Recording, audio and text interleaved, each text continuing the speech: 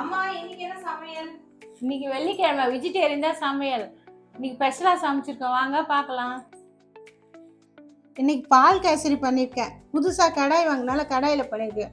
சூப்பராக வந்திருக்கு. புது பேனில் வடை சுட்டேன்.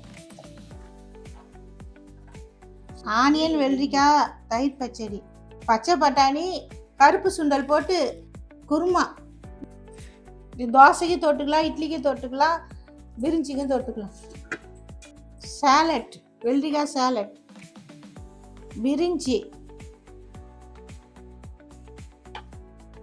வெறும் தக்காளி வெங்காயம் போட்டு பிரிஞ்சி, லெமன் ஜூஸ்.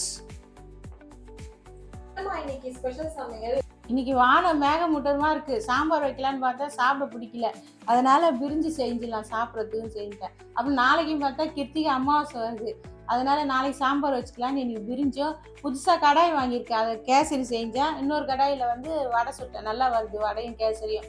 கடாய் புதுசாக கடாய் வாங்கியிருக்கேன், வாங்க சாப்பிட்லாம்.